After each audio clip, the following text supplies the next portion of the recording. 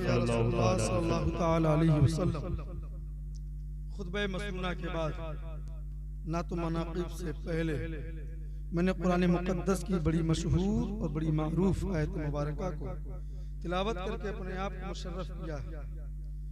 अल्लाह तबारक व तआला ने यूं तो पूरा कुरान हमारी हिदायत के लिए नाज़िल फरमाया, लेकिन उन तमाम आयतों में से एक ऐसी आयत जो हर खास व आम को ज़बानी याद होता है, मैंने उस आयत मुबारका को तिलावत किया है। अल्लाह फरमाता है, या अय्युहल्लज़ीना आमनु तक़ुल्लाह वकूनू मअस सादिक़ीन, ऐ ईमान वालो अल्लाह से डरो और सच्चों के साथ हो जाओ। तीन बातें गौर कीजिए। ईमान वालो अल्लाह से डरो, सच्चों के साथ हो जाओ। यानी ये कुरान का फैसला है, राशिद रज़ा खान का फैसला नहीं है। ये कुरान कह रहा है ईमान वाला वही जिसके दिल में खौफे खुदा हो, और सिर्फ खौफे खुदा ही काफी नहीं बल्कि उसकी संगत अल्लाह वालों के साथ हो जाओ। अभी आप सुन रहे थे कि फला इमाम साहब को इसलिए निकाल दिया गया कि इन्होंने एक ऐसे शख्स को निकाला जिसको हमने नहीं 1400 साल पहले मेरे आका ने निकाला। ईमान ईकान इसकी हिफाजत बहुत जरूरी है। सुलह कुल्लियत हमारे घर के दहलीज ही तक नहीं, घर के अंदर तक दाखिल है। सुलह कुल्ली को आप यूं समझ लीजिए आलू जो हर सब्जी के साथ मिक्स हो जाता है, चाहे जो आप बना लीजिए, ये वही आलू है। और ये जान लीजिए कि बहुत चालू, ये आपको किस एतबार से कहां फंसा दें, आप इनके जाल में फंस सकते हैं। तो इनके जाल में ना फंसूं, करूं ऐसा क्या? ऐसी कौन सी चीज है जो इनके जाल में, इनके जंजाल में, इनके तबलीग और इनके दीने बातिल में जाने से और फंसने से रोके? तो किसी और के पास नहीं, अपने घर के उस अलमारी के करीब जाओ जिसमें तुमने कुरान को सजाया हुआ है। जब तुम उस कुरान को खोलोगे, जब तुम उसे पढ़ोगे, तो कुरान ये कह रहा होगा, ऐ लोगों सुन लो, तुम में सबसे बेहतर वो है जो कुरान को पढ़ता और पढ़ाता है। और वही कुरान कह रहा है, ऐ ईमान वालो अल्लाह से डरो और सच्चों के साथ। सुभान सुभान जिंदाबाद। सच्चों के साथ हो जाएंगे तो ये जो आपके पीछे तस्वीर लेकर आते जाओ फंसते जाओ का नारा लगाते हैं, ये आपसे बहुत दूरी इख्तियार कर बैठेंगे। जब आपकी जबान पर या गौस अल मदद होगा, जब आपकी जबान पर फाज़िले बरेलवी के तराने होंगे, जब आप ये कहेंगे कि सरवर कहूँ कि मालिको मौला कहूँ तुझे, बाग़े खलील का गुले ज़ैबा कहूँ तुझे, लेकिन रज़ा ने खत्म सुखन इस पे कर दिया, खालिक का बंदा खल्क का आका कहूँ। नारे तकबीर, नारे रिसालत, फैज़ान आला हज़रत, नारे तकबीर, नारे रिसालत, वाह वाह वाह, जिंदाबाद। सुभान आप खुद अंदाजा लगाइए, जो चीज आपके वालिदैन ने देखी होगी वो चीज आपने देखी होगी? नहीं देखी होगी। अगर आपके वालिद को ऐसी बात बताएं अपने वक्त की, आप उसे मानोगे या इनकार कर जाओगे? आप उसे मानोगे। जिसका मजहब, जिसका मसलक 1400 साल पुराना हो उसकी बात मानी जाए, या 300 साल पहले ये उभरने वाली इन जमातों की बात मानी जाए? अगर तुमने इन 300 साल पहले पैदा हुई जमातों को हक और सच माना, तो उन 1400 साल पहले के अकाबिरीन के बारे में तुम्हारा क्या ख्याल? जिन्होंने ये बात कही है मसलक इमाम आज़म अबू हनीफा पर सख्ती के साथ कायम रहो, उसी मसलक का नाम मसलक आला हज़रत। सुभान सुभान। तो कुरान पाक ने इरशाद फरमाया, ईमान वालो अल्लाह से डरो और सच्चों के साथ हो जाओ। डर कहते किसको है? डर ये है जब बंदा अल्लाह से सच में डरने लग जाए, नमाजें उसकी कज़ा नहीं होंगी, रोजे उसके कज़ा नहीं होंगे। माल अगर इस्तिताअत रखता है तो हज कभी वो कबूल, हज को कभी वो रद्द नहीं करेगा, यानी वो ज़कात और सदक़ात खैरात में कोताही नहीं बरतेगा, बड़ों छोटों के साथ मोहब्बत और शफ़क़त से पेश आएगा, इमामों और उलमाए किराम की संगत को पसंद करेगा।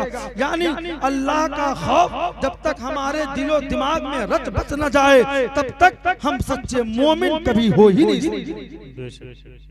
अगर आपको मोमिन होना है तो सबसे पहले अल्लाह से डरो। चलो एक डर सुना दूं आप, डर कैसा होना चाहिए। डर कहते किसको हैं? सुनो, हजरत सालबा रज़ी अल्लाह ताला अन्हु सहाबी रसूल हैं जिनकी उम्र 16 साल की है। कितने साल की है? 16 साल की उम्र शरीफ है। आप हुजूर सल्लल्लाहु ताला अलैहि वसल्लम के चहीते खादिम हैं। आका अलैहिस्सलाम को किसी को बुलवाना होता तो सालबा को भेजा जाता, कोई चीज मंगानी होती सालबा जाते, मार्केट बाजार जाना होता सालबा को भेजा जाता। एक दिन ऐसा हुआ, मेरे आका अलैहिस्सलाम ने हजरत सालबा को तलब फरमाया। सालबा बारगाह रिसालत में हाजिर हुए, अर्ज करने लगे, या रसूल अल्लाह, हुक्म फरमाया जाए, किस लिए इस फकीर, किस लिए इस बंदे को याद किया गया? मेरे आका ने इरशाद फरमाया, ऐ सालबा तुम बाजार चले जाओ, ये फला फला मेरे काम हैं, इन कामों को निपटा करके वापस आ जाओ। सालबा बाजार जाने लगते हैं। वो काम करने के इरादे से आप क्या देखते हैं, एक ऐसी औरत है जो चादर को घेर करके बीच में नहा रही है। अचानक हवा का झोंका चलता है, वो चादर उड़ती है, सालबा की निगाह उस नहाती हुई औरत पर पड़ जाती है। आपने ना चाहते हुए भी दूसरी निगाह उस औरत पर डाल दी है। इतना डालना था, खौफे खुदा से सीना लरज जाता है, आप कांपने लग जाते हैं, आपके आंखों में आंसू आ गए, आप सोच में पड़ जाते हैं, ऐ सालबा तू तो मुनाफिक हो गया। जिन आंखों से तू मुस्तफा करीम के चेहरे को देखता है, उन्हीं आंखों से तूने नामहरम लड़की को देखा है, तुमने नामहरम औरत को देखा है, अब तुम मुस्तफा का चेहरा कैसे देखोगे? क्या ये आंखें इस काबिल हैं कि आका के चेहरे की ज़ियारत की जाए? अब तो हुजूर की बारगाह में अल्लाह ने वही भेज दी होगी, मेरे खिलाफ आयत मुक़द्दसा नाजिल हो गई होगी। सालबा इस फिक्र में रहते हैं और आका की बारगाह में वापस नहीं आते हैं। रात का वक्त गुजरने वाला है, सुबह नमूदार होती है। मेरे आका ने सहाबा से पूछा, ए मेरे प्यारे सहाबा, बताओ मेरा सालबा कहाँ रह गया? आधे दिन का काम था, पूरी रात गुजर गई है, सालबा वापस नहीं आए हैं। ए सहाबा जाओ ढूंढो, वो मेरा सालबा कहाँ चला गया? सारे सहाबा ढूंढने में लग जाते हैं। एक दिन गुजर गया, 2 दिन गुजर गए, 10 दिन, 20 दिन गुजर गए, 30 दिन गुजर गए, यहाँ तक के 39 दिन का वक्त गुजर जाता है। 40वें दिन 2 सहाबी रसूल खड़े होते हैं। एक का नाम उमर फारूक है, एक का नाम सलमान फारसी है। ये दो सहाबी खड़े हुए हज़रत सालबा को तलाश करते करते मकाम गैर ज़ीज़रा में पहुंचते हैं, वादी गैर ज़ीज़रा में पहुंचते हैं, जंगल बयाबान में पहुंचते हैं। आपने वहां एक चरवाहे से पूछा, 16 साल की उम्र है, ऐसी रंगत है, इतनी उम्र है, इतना हट्टा कट्टा है, उसकी शबाहत और शक्ल को बयान किया। आपने पूछा, बता तूने इस बच्चे को कहीं देखा है? उस चरवाहे ने कहा, जो तुमने शबाहत बताई है वो बच्चा उस पहाड़ के तोकोह पर रहता है, वहां से ऐसे दर्द भरी आवाज से रोता है जिसकी आवाज को सुनकर हमारी बकरियां सहम जाती हैं। आपने पूछा, वो कब आता है? आपने कहा, फला बस्ती में शाम के वक्त दूध पीने जाता है। उमर फारूक उस बस्ती में चले जाते हैं और छुप जाते हैं। सलमान फारसी भी छुप गए। थोड़ी देर के बाद देखते हैं सालबा आ रहे हैं तो रो रहे हैं, दूध का प्याला पकड़ते हैं तो रोते हैं, दूध को पीते हैं तो रोते हैं, फिर रोते हुए वापस जाने लगते हैं। आपने उन्हें फौरन पकड़ लिया और इरशाद फरमाया, ऐ सालबा तुझे क्या हुआ? क्या तू आमिना के लाल को भूल गया? ऐ सालबा तुझे क्या हुआ? क्या अब्दुल्ला के लाडले को भूल गया? ऐ सालबा तुझे क्या हुआ? क्या तू फातिमा के बाबा को भूल गया? ऐ सालबा तुझे आका ने क्या काम दिया था और तू 40 दिन हो गया बारगाह रिसालत में हाजिर नहीं हुआ? चल तुझे आका बुलाते हैं, चल तुझे शाफ़े महशर बुलाते हैं, चल तुझे इन्ना आतना कल कौसर के वो मावा और मनसब बुलाते हैं, चल तुझे अलम नशरा वाले आका बुलाते हैं, चल तुझे वद्दुहा वाले आका बुलाते हैं। इतना कहना था। सालबा कहते हैं, मैं आका की बारगाह में न जाऊंगा, मैं तो मुनाफिक हो गया हूँ। मैंने एक औरत को नहाते हुए देख लिया है। अरे आका की हदीस पाक है, आका का ये फरमान है, किसी औरत पर अगर गलती से निगाह पड़ जाए दूसरी निगाह हराम होती है। मैंने दूसरी निगाह भी डाल दी है, अब किस मुंह से बारगाह रसूल में जाओ? ऐ उमर बताओ तो सही, क्या मैं मुनाफिक हो गया हो? क्या मेरे मुतालिक आयत मुकद्दसा नाजिल हुई है? उमर कहते हैं मुझे इसके बारे में कोई जानकारी नहीं है, अलबत्ता इतना जरूर जानता हो तुझे अब्दुल्ला के प्यारे ने बुलाया है, तुझे अब्दुल मुत्तलिब के जिगर के पारे ने बुलाया है। अरे तुझे उसने बुलाया है जिसकी ताज़ीम में खाने काबा भी झुका है, तुझे उसने बुलाया है जिसकी उंगली के इशारे से आसमान का चांद फटा है, तुझे उसने बुलाया है जिसने मकामे सहबा में डूबे हुए सूरज को फिराया है। इतना कहते हैं सालबा को ले लिया जाता है,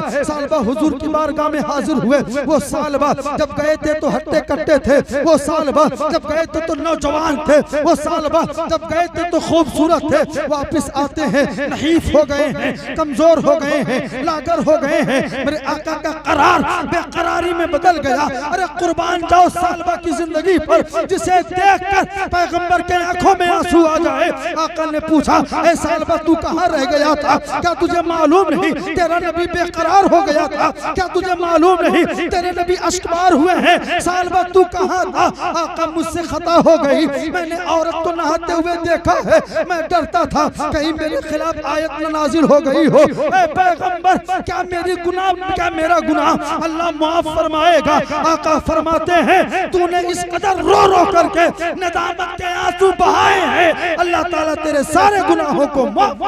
सुभान अल्लाह, सुभान अल्लाह, जिंदाबाद। वाह वाह, अब जरा इन पर रोक दूं, उसके बाद आप अपने आप का मुहासबा करें, अपने गिरेबानों में झांक कर देखें। सुन्नियत का ढिंढोरा पीटने वालों, मसल के आला हजरत का नारा लगाने वालों, बस्ती बस्ती करिया करिया का विरद करने वालों, क्या तुमने कभी मसल के आला हजरत को समझने की कोशिश की? तुमने सरकार ताजुश शरिया की जिंदगी को इन उलमाओं से कभी पूछा कि आपकी जिंदगी कैसी थी, आपका मिजाज कैसा था? मसल के आला हजरत क्या है? इस्लाम हमें किस चीज का दर्श देता है? इस्लाम हमें किससे रोकता और किसकी तरफ राग़िब करता है? हमने कभी नहीं पूछा। हमारा नौजवान गली के चौराहे पर बैठकर मोबाइल फोन में गंदगी और गिलाज़त देखने में मसरूफ, घर के चार दीवारी के अंदर माँ बाप से छुपकर नंगी और गंदी तस्वीरें देखने पर अपने पूरे दिन और रात को गुजार देता है। बताओ क्या तुम्हारे इंतकाल के बाद तुम्हारी कब्र में वो पैगंबर नहीं आएंगे? क्या तीसरा सवाल ये नहीं होगा, फरिश्ते ये नहीं पूछेंगे तेरा रब कौन है, तेरा दीन क्या है? ये तो तू बता ले जाएगा, लेकिन बता जब तीसरा सवाल फरिश्ते उस आका की तरफ इशारा करके पूछेंगे ऐ फलां शख्स बता तो दुनिया में इनके बारे में क्या कहता था, उस वक्त तू आका से आंखें कैसे मिलाएगा? एक साल बाद एक निगाह पड़ गई औरत पर, शर्म इतनी आई कि आका के ज़ानुम मुबारक पर सर रख दिया। अर्ज करने लगे या रसूल अल्लाह फिदा का अभी उम्मी, मेरे माँ बाप आप पर कुर्बान पैगंबर, ऐसा महसूस होता है मेरी हड्डियों को चींटियां काट रही हैं। मेरे आका की आंखों से आंसू रवा दवा हुआ। आका क्यों रोते हैं? आका आपकी आंखों में आंसू क्यों है? मेरे आका ने इरशाद फरमाया है सालबा मेरी निगाह देख रही है, अनकरीब मौत का फरिश्ता आने वाला है, तेरी रूह कब्ज करने वाला। सालबा का इंतकाल हो गया। बताओ 16 साल की उम्र में ये खौफ, ये अल्लाह का डर, ये खशियत इलाही आपके दिलों में कब पैदा होगी? ये 25-50 साल की उम्र में होने के बावजूद हमारी जिंदगियां आड़ और बाढ़ चल रही हैं। हम मसलक व मशरब को भूल चुके हैं। कोई आलिम किसी गैर मुकल्लिद पर अगर सख्ती करे तो क्या आपका ये हक बनता है कि आप आलिम पर सख्ती करें? ये ला इल्मी की बुनियाद नहीं तो और क्या है? ये ला इल्मी नहीं तो और क्या है? मेरे आका ताजदार मदीना ने मस्जिद नबवी से इतने मुनाफिकों को बाहर निकाला। उमर थोड़ी लेट हो गए नमाज में, आप डरने लगे कि लगता है नमाज ही खत्म हो गई। सारे लोग बाहर आ गए, नमाज पूरी हो गई, फिर भी आप अंदर तशरीफ ले गए, पता चला हुजूर जिसको बाहर निकाल रहे हैं ये सिर्फ नाम के मुसलमान हैं, अंदर इनके कुफ्र और शिर्क भरा हुआ, ये मुनाफिक हैं। आका ने नाम ले लेकर बाहर निकाला था, और जब आका का ज़ाहिरी इफ्साल हो गया, वही मुनाफिक फिर से दाढ़ी बढ़ा बढ़ा कर मस्जिद में घुसने लगे। वो सोचे अब तो पैगंबर है नहीं, माअज़ल्लाह। मैं कहता हूँ ये तेरा अकीदा है, मेरा अकीदा तो ये है, मिट गए मिटते हैं मिट जाएंगे आदा तेरे, न मिटा है न मिटेगा कभी चर्चा तेरा। ये तो मेरा अकीदा है, तू जिंदा है वल्लाह, तू जिंदा है वल्लाह, मेरे चश्मे आलम से छुप जा। सुभान अल्लाह, जिंदाबाद। तो आज भी वही हमारी मस्जिदों में घुसते हैं जिनका ये अकीदा है हुजूर मरकर मिट्टी में मिल गए, माअज़ल्लाह। यही वो लोग हैं जो मस्जिदों में घुस रहे हैं, और हमारी और आपकी कमजोरी और लापरवाही के सबब वो मस्जिदों में घुस करके काबिज भी हो चुके हैं। बहुत सारी मस्जिदें हैं ऐसी जो सुन्नियों की थी, आज उनका उस पर कोई रोब नहीं, दबदबा नहीं, आज उन पर कोई उनका इजारा नहीं। आखिर क्या वजह है? ये ला इल्मी की बुनियाद पर हम हर दाढ़ी टोपी वाले को सच मान लेते हैं, हम हर नमाज पढ़ने वालों को, कुरान पढ़ने वालों को सच और हक मान लेते हैं। लेकिन कुरान कहता है मुझी को पढ़ करके लोग हिदायत भी पाएंगे, मुझी को पढ़ करके लोग गुमराह होंगे। अब सवाल पैदा होता है, ये तो तजाद हो गया, कुरान को पढ़ने वाला या तो मोमिन होगा या तो काफिर होगा, ये दोनों कैसे हो रहा है? तो बात समझ में आ गई जब हमने बरेली के कलंदर को पढ़ा, जब हमने इमाम इश्क मोहब्बत को पढ़ा, जब हमने सैयदी आला हजरत को पढ़ा, और जब हमने अशरफ अली थानवी को पढ़ा, तो बात समझ में आ गई, अरे जो कुरान को इसके रसूल सीने में बसाकर पढ़ता है, वक्त का इमाम अहमद रजा होता है, और जो दिल में बुग़्ज़ रिसालत लेके पढ़ता है, वो वक्त का कासिम नानतवी होता है, और वक्त का वो इस्माइल दिल।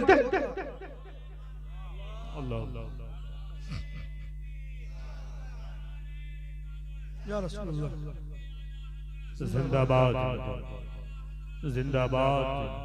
सुभान अल्लाह, सुभान अल्लाह। ये तो हो गया खौफे खुदा, ये वाकया याद रहेगा आपको इंशाअल्लाह, सालबा वाला। अब एक वाकया और सुन लीजिए।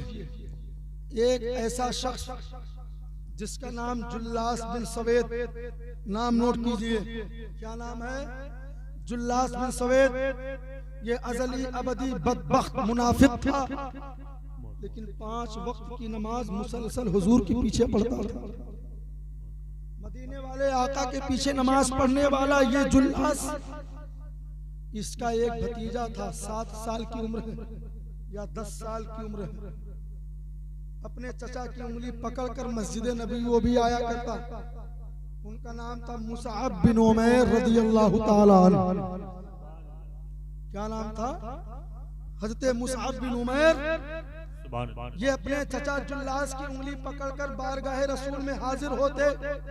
जब आका सहाबा को बिठाकर दरसो तदरीस का काम अंजाम देते, तो जुल्लास भी वहां बैठकर सुनता था कुरान हदीस को, मुसअब बिन उमैर भी सुनता था। अब लोग कहते हैं कुरान को पढ़कर कैसे कोई गुमराह हो जाएगा, यहाँ देखो साहिब कुरान को सुनकर एक मोमिन हो रहा है, एक मुनाफिक हो रहा है। इससे बढ़कर और क्या दलील दी जाए? आका की बारगाह में जुल्लास भी आ रहा है, उनका भतीजा मुसअब बिन उमैर भी आते हैं।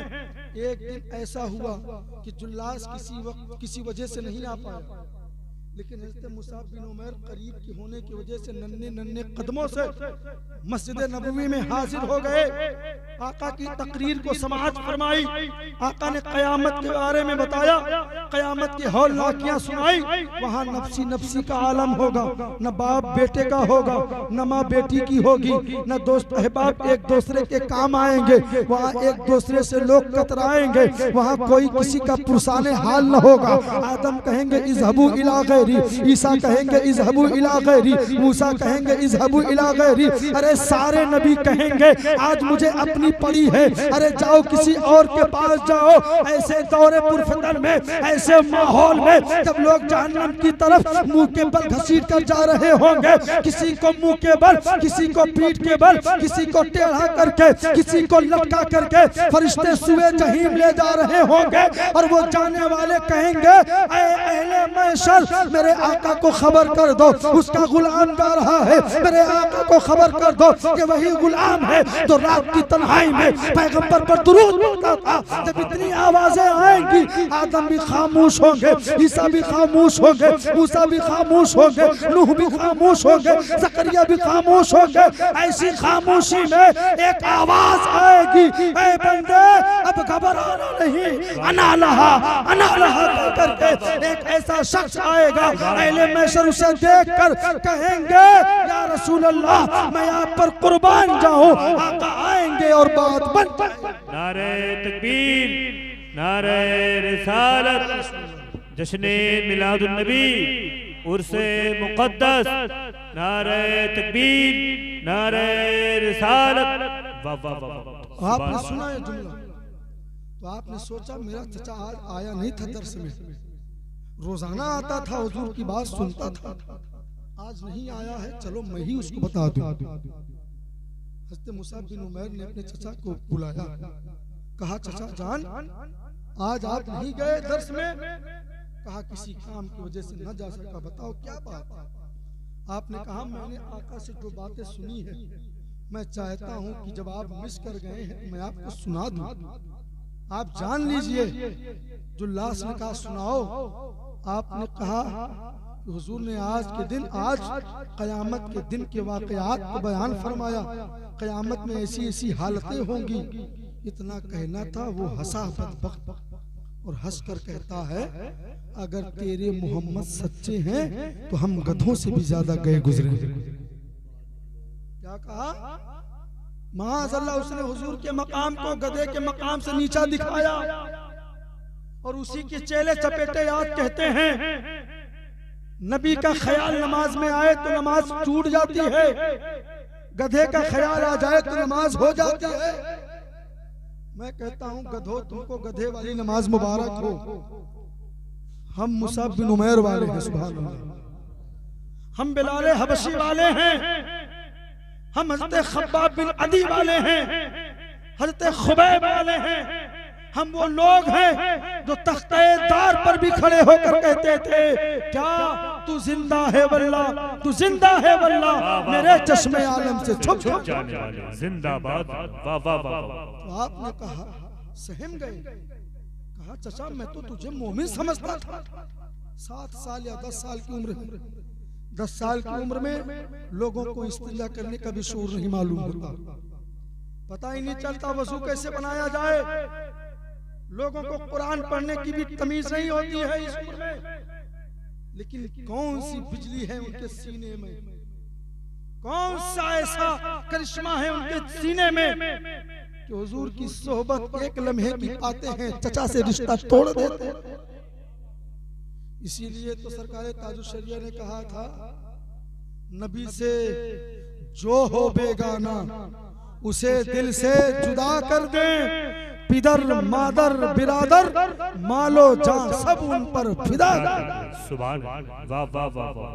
गोया जिंदाबाद। ऐ मेरे चचा तू तो अबदी मुनाफिक निकला, अब मेरे पास सिर्फ 2 रास्ता है, या तो हुजूर को तेरी सारी बातें जाकर बतलाऊं, या तो अल्लाह उसके रसूल के साथ खयानत करूं, तेरी बात को अपने दिल में छुपा कर बैठ जाऊं। लेकिन है चचा मेरा दिल कहता है कि रब और रसूल के साथ खयानत ना करो, बल्कि तेरी बातें बारगाह रिसालत में बयान करो।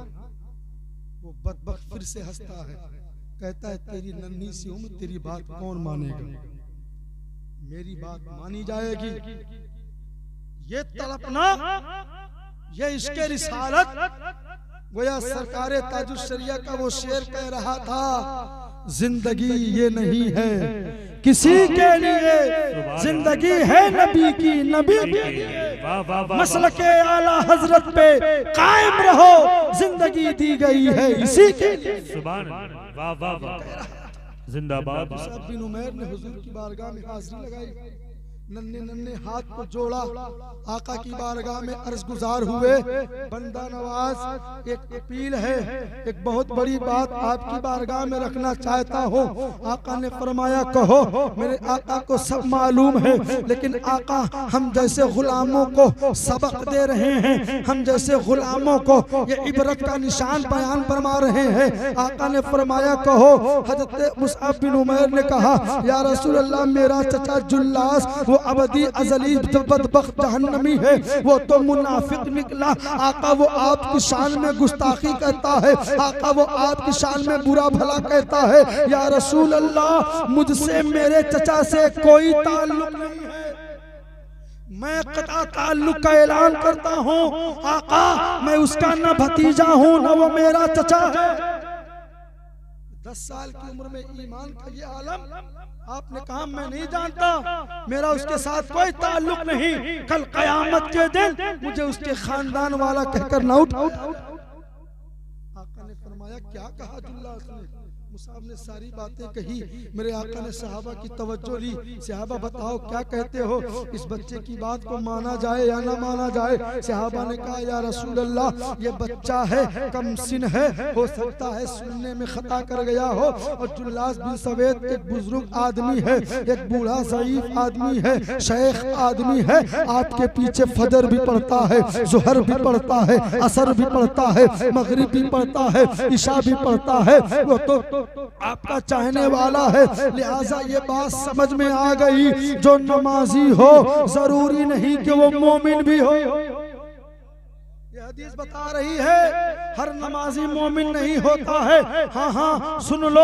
आका ने कहा सहाबा क्या करूं? सहाबा ने कहा आका दरगुजर कर दी जाए, इनकी बातों पर तवज्जो न दी जाए। जब मुसअब बिन उमैर ने देखा इस महफिल में मेरी बात की कोई औकात नहीं है, मेरी बात को माना नहीं जा रहा है, कुर्बान जाओ मुसअब बिन उमैर पर, मेरे माँ बाप भी कुर्बान जाए, मेरा एक एक जिस्म कट करके अगर मुसअब के नाम पर कुर्बान दिया जाए, मैं बेपनाह खुशी खुशी कुर्बान हो जाओ। मुसअब बिन उमैर ने जब ये मुनाजिर देखे कि मेरी बात पर यकीन नहीं किया जा रहा है, मेरी बात पर तवज्जो नहीं दी जा रही है, मुझे मेरी बात को जरा वजनी से नहीं लिया जा रहा है, हज़रत मुसअब ने अपने हाथ को उस बारगाह में उठा दिया जिस बारगाह के ये रसूल हैं, और उठा करके अर्ज करते हैं ऐ अल्लाह, अगर मैं झूठा हूँ क़यामत के दिन झूठों के साथ उठाना, और अगर मैं सच्चा हूँ ऐ अल्लाह अपने महबूब के सामने मेरी सदाकत का ऐलान। सुभान सुभान। इतना कहना था, अभी मुसअब ने हाथों को चेहरे पर फेरा भी नहीं है। जिब्रील अमीन, रूहे अमीन, सिदरा के मकीन आका की बारगाह में हाजिर हुए। या रसूल अल्लाह, ये मुसअब जो कह रहा है ये सच है, इतना सुनना था। मेरे आका ने मुसअब के हाथ को पकड़ा और इरशाद फरमाया ऐ सहाबा, इस मुसअब को देख लो, ये वो शख्स है जिसकी सदाकत का ऐलान अर्श का अल्लाह कर रहा। वाह वाह वाह वाह, ये है ईमान जिंदाबाद। सुभान। हम मुनाफिकों के साथ खाते भी हैं, पीते भी हैं, उठते भी हैं, बैठते भी हैं। उनके यहाँ शादी ब्याह भी बड़ी धूमधाम से करते हैं। मसला बड़ा अहम है, सुन लीजिए। जो मौलवी ऐसे निकाह को नहीं पढ़ाता है वो आप पर एहसान नहीं कर रहा, वो अपने ऊपर भी एहसान कर रहा है। ये फतवा है। सवाल हुआ लड़की सुन्नी हो, लड़का वहाबी हो, या लड़का सुन्नी हो, लड़की वहाबी हो, क्या इन दोनों का आपस में निकाह हो सकता है? जवाब में आया नहीं। इसलिए हम अकीदा होना जरूरी है। लड़का और लड़की दोनों सुन्नी और सुन्निया हो, ये शर्त है निकाह में। और फरमाया आगे, अगर किसी मौलवी ने इनकार किया ऐसी निकाह को न पढ़ाने से, तो उस मौलवी ने अच्छा काम किया। क्या किया उस मौलवी ने? अच्छा काम किया। लेकिन अगर कोई इमाम जानबूझकर जानते हुए भी कि इन दोनों में से कोई एक वहाबी या अहले हदीस या गैर मुक़ल्लिद है, फिर भी निकाह पढ़ा दे, तो फतवे में दिया गया कि इमाम पर लाजिम है कि सारे पैसे जो नजराने के तौर पर मिले हैं वापस करे और उन तमाम महफिलों में अलल ऐलान तौबा करे, और उसके अगर उसने तौबा नहीं की तो उसके पीछे नमाज पढ़ना मकरूह तहरीमी है। मकरूह तहरीमी मतलब मकरूह नहीं है, हराम है। उसके पीछे पढ़ी गई नमाजों का इआदा वाजिब, यानी उसे दोहराना लाजिम। अब आप बताइए, आपके इलाके में कोई 10 साल से इमाम रहे, वो आपके डर से वहाबियों का भी निकाह पढ़ाए, सुन्नियों का भी पढ़ाए, आप उसके पीछे नमाज पे नमाज, रोजे पे रोजा रखते जाओ, क्या फायदा होगा उसका? कोई फायदा नहीं, वो कबूल ही नहीं होता। ये ईमान खौफे खुदा कौन थे? सालबा वाला। वो वाकया याद है कि भूल गए इतनी जल्दी? और मुसअब बिन उमैर का क्या है? इश्क़ रसूल, मोमिन होना। अब सच्चों की सोहबत पर बात करके खत्म कर दूं। सच्चों की सोहबत कितनी जरूरी है। एक बहुत बड़े अल्लाह के वली हैं जिनका नाम है हजरत इमाम नजमुद्दीन कुबरा। उनके एक मुरीद हैं इमाम फखरुद्दीन राजी रज़ियल्लाहु ताला अन्हु। अब इनके बारे में मैं आपको क्या बताऊं, इनका पसे मंजर क्या है, इनका बैकग्राउंड कैसे मैं बताऊं? यूं समझ लीजिए, अल्लाह की इतनी बरगुजीदा बंदे अगर मिट्टी को सोना कहें तो सोना हो जाए। इतनी बड़ी शख्सियत। लोग कहते हैं हजरत उनके साथ शादी कर रहा हूं, लड़की लेकर आ रहा हूं, सुन्नी बन जाए। क्या जरूरी है कि सुन्नी बन जाए? ये भी तो हो सकता है तुम सबको बदअकीदा बना जाए। जिस तरह आप अपने ईमान में पुख्ता हैं, आप वहाबी नहीं बन सकते। अगर ऐसी तरबियत उसकी भी रही तो वो भी अगर सुन्नियां न बनी तो कैसा निजाम चलेगा घर का? आप फातिहा पढ़कर कोई चीज को देंगे, आपके सामने ले लेगी, पीछे नाले में बहा देगी। जिम्मेदार कौन? इस अमल का भी जिम्मेदार वो जिसने शादी लगाई है और जिसने शादी की है।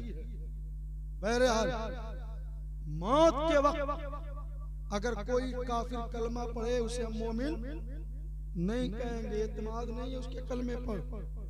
अगर ये मान लिया जाए तो फिरौन भी मोमिन था। दरियाए नील में जब वो डूब रहा था उसने कहा था मैं मूसा और हारून के रब पर ईमान लाता हूँ, मेरी जान बचाई जाए। तो मौत के वक्त कलमा काबिल कबूल नहीं, लेकिन मौत के वक्त कोई मोमिन माज़अल्लाह, अल्लाह न करे ऐसा मंजर आए, अगर उसने कुफ्र कर दिया तो वो काफिर हो जाएगा। कोई काफिर मौत के वक्त मोमिन नहीं होता, लेकिन कोई मोमिन मौत के वक्त किसी जरूरियात इस्लाम में से किसी चीज का इनकार कर जाए उस पर कुफ्र का फतवा लग जाता है। और एक बात और सुन लीजिए, मौत के वक्त फरिश्तों, मौत के वक्त शयातीन उसके इर्द गिर्द इस कदर हावी हो जाते हैं कि उस मरने वाले को अपने चंगुल में फंसाना चाहते हैं। और मरने वाले को इतनी शिद्दत की प्यास लगती है, किताबों में आया है अगर उसको 7 समंदर के पानी को पिला दिया जाए फिर भी उस मरने वाले की प्यास नहीं बुझती है। इतनी शिद्दत, इतनी तकलीफ होती है। और उस वक्त शैतान पूरी चाल चलता है कैसे इसको गुमराह किया जाए। इसलिए उलमा दुआ करते हैं अल्लाह मौत के वक्त कलमा नसीब फरमा, मौत के वक्त ईमान पर खात्मा बिल खैर फरमा। ये दुआएं मांगते रहा कीजिए। हज़रत इमाम फखरुद्दीन राज़ी आपके इंतकाल के वक्त शैतान ने आपके सिरहाने डेरा डाल दिया। उसने कहा इमाम फखरुद्दीन, तुमने पूरी जिंदगी अल्लाह की वहदानियत, रसूल की रसालत और नबूवत का इकरार किया और उसी पर मुनाजरा करते रहे। क्या तुमने अल्लाह को पहचाना है? बोलो सुभान अल्लाह। सवाल किया शैतान ने। इमाम फखरुद्दीन ने कहा अल्हम्दुलिल्लाह मैंने अल्लाह को पहचाना है, वो एक है। वो क्या है? एक है। अब शैतान तो हमारी आपकी तरह छोटा मोटा मौलवी तो था नहीं, बहुत बड़ा मौलवी है। इतना बड़ा मौलवी कि फरिश्तों को पढ़ाया करता था। बोलो यार, सही बात है कि नहीं है? सुभान अल्लाह नहीं बोलो? हाँ सही बात है। यही वजह है कि एक साहब थे, वाकया सुन लीजिए, वो जरा अल्लाह टाइप के थे, पैसा कुछ ज्यादा उनकी जेब में, अक्सर होता भी यही है, पैसा आता है गर्मी आती है, पैसा आया लोग पहचानना मुश्किल। अच्छा आप, अच्छा हाँ मुलाकात हुई थी, उसको सब पता है लेकिन ऐठा नहीं उसकी, जानता सब है, मुकरादी है उसकी ये बदमाशी, ताकि अगला जाने कि हम कुछ हैं। एक साथ थे ऐसे ही, इमाम साहब ने पूछा कहाँ जा रहे हैं? कहा हजरत एजेंसी जाता है, मोटरसाइकिल खरीद कर लाता है। आपने कहा अरे साहब इंशाअल्लाह लगा लिया कीजिए। कहा इंशाअल्लाह का माना क्या होता है? कहा इंशाअल्लाह का माना अल्लाह ने चाहा। कहा तो फिर क्यों कहूँ इंशाअल्लाह? पैसा मेरे जेब में, गाड़ी एजेंसी, अभी जाएगा लेकर आ जाएगा। इमाम साहब ने कहा जाइए भाई, हमारा काम बताना है, मानना न मानना आपका काम। गए शान से स्टेशन पर उतरे, किसी गिरह ने जेबा काट लिया, जेबा गया। ये भी एजेंसी गए, गाड़ी पसंद आ गई, अब बात बिल वाली होगी, पे कीजिए भाई, पेमेंट कीजिए, गाड़ी लेके जाइए। उन्होंने हाथ डाला तो हाथ पूरा आ गया भाई, हाथ जब पूरा आगे आया जिनको लगा ही क्या होगा, मामला तो सब चौपट। मुंह लटकाए घर वापस आए, जिस ऐठन में गए थे वैसे ही करके आए। इमाम साहब ने कहा क्या हुआ साहब, लेकर आए? कहा क्या बताऊं इमाम साहब, इंशाअल्लाह यहाँ से स्टेशन गए, इंशाअल्लाह किसी जेब काटने वाले ने जेब काट लिया, इंशाअल्लाह हम एजेंसी भी पहुंच गए, इंशाअल्लाह गाड़ी भी पसंद कर लिया, इंशाअल्लाह खरीद भी लिया, इंशाअल्लाह। लेकिन जब हाथ जेब में डाले तो जेब कट चुका था, इंशाअल्लाह। इमाम साहब ने कहा देखे, अना, घमंड, तकब्बुर ये ऐसी चीज है, हदीस पाक में आया है, घमंड इंसान को ऐसे खा जाता है जैसे सूखी लकड़ी को आग खा जाती है। आप समझ रहे हैं ना मेरी बात को? इमाम साहब ने कहा था हजरत अगर ये इंशाअल्लाह पहले लगाए लिए होते हो तो जहां ना लगावे कहूं ना लगाई तो। अब भाई जब आदमी के पास इल्म होगा तभी ना समझेगा कि इंशाअल्लाह कहा, माशाअल्लाह कहा। हमारे गांव में एक दादा है, अभी जिंदा है, अल्लाह उनको जिंदगी दे। एक मैयत हो गई तो वो उनकी बेटी के यहाँ कुछ दिनों के बाद गए, होता है ना जब अपने वालिद की उम्र की किसी को कोई बच्ची देख लेती है तो अपने बाप की याद में रोने लगती है। रोने लगी, तीनों ने उसको दिलासा दिया, इनको कहना चाहिए था कि बिटिया चुप हो जाओ, जो हो वो अल्लाह ताला उनका जन्नत दे। ये जुमला कुछ और कर बैठे, इन्होंने कहा जायद बिटिया अल्हम्दुलिल्लाह मर गए। ये लाइल्मी है, अगर बंदा पढ़े लिखे के साथ कम से कम उठे बैठे, ना पढ़ पाओ कोई बात नहीं, उठे बैठे तो कुरान कह रहा है सच्चों के साथ रहोगे तो कामयाब होगे, नहीं रहोगे तो वहीं पर इंशाअल्लाह लगाओगे जहां माशाअल्लाह लगाना, वहां माशाअल्लाह लगाओगे जहां अल्हम्दुलिल्लाह लगाना। तो बहरहाल बात आगे बढ़ गई। इमाम फखरुद्दीन राज़ी की बारगाह में शैतान हाजिर हुआ, उसने कहा इमाम बताओ तुमने अल्लाह को पहचाना है कि नहीं? इमाम फखरुद्दीन राज़ी ने कहा हाँ अल्लाह एक है। कहा दलील? आपने कहा कुरान कहता है कुल हुवल्लाहु अहद। उसने भी रद्द कर दिया। आपने दूसरी दलील पेश की, तीसरी, चौथी, पांचवी, यहाँ तक के आपने 360 दलीलें पेश कर दी। अल्लाह एक है, अल्लाह एक है। शैतान ने 360 दलीलों को रद्द कर लिया। अब इमाम फखरुद्दीन परेशान हो गए, अब करूं तो क्या करूं? हालत निज़ा का वक्त है, ईमान जाने का खतरा है। अब पसीने से शराबोर हो गए। ऐ मेरे परवरदिगारे आलम, मैंने सारी जिंदगी तेरी वहदानियत का, तेरे रसूल की रिसालत का, तेरे रसूल की नबूवत का ऐलान और प्रचार किया है। ऐ रब कदीर, अब तू मेरे ईमान की हिफाजत फरमा। इजाबत में झुककर गले से लगा, बड़ी नाज से जब दुआए मोहम्मद मेरे आका ने उलमाए किराम के लिए दुआ फरमाई, ऐ अल्लाह तू इन उलमाओं को आबाद रख, शाद रख, सर सब्ज़ सादाब रख, यानी इनको हरा भरा रख, तो जिसके मुतालिक अल्लाह के रसूल ने दुआ की हो, गांव का चौधरी क्या है, प्रधान क्या है, डीएम एसडीएम क्या है, पीएम क्या है, एएम क्या है, कोई मतलब नहीं रखता है। क्यों? कुरान कह रहा है जो अल्लाह का हो जाता है, अल्लाह उसकी मोहब्बत को उसके दुश्मनों के भी दिलों में डाल देता है। कुरान कह रहा है, हम नहीं कह रहे हैं। इमाम फखरुद्दीन परेशान हो गए, अब करूं तो क्या करूं। अचानक आपके जहन में आपके पीरो मुर्शिद इमाम नजमुद्दीन कुबरा की याद आ गई। सुभान अल्लाह। देखो पीर होना कितना जरूरी है।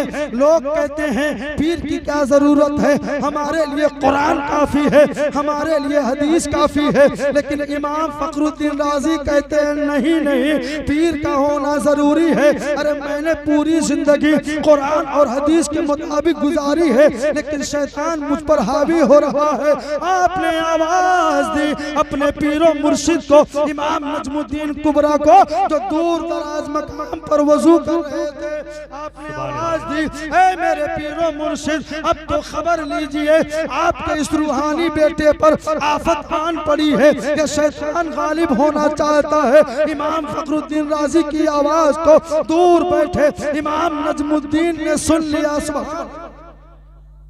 जब उनके गदा भर देते हैं शाहाने जमाना की झोली, मोहताज का जब ये आलम है, मुख्तार का सुभान। कहते हैं, आप लोग कहते हैं दूर और नजदीक के सुनने वाले वो कान, काने लाले करामत पे लाखों सलाम।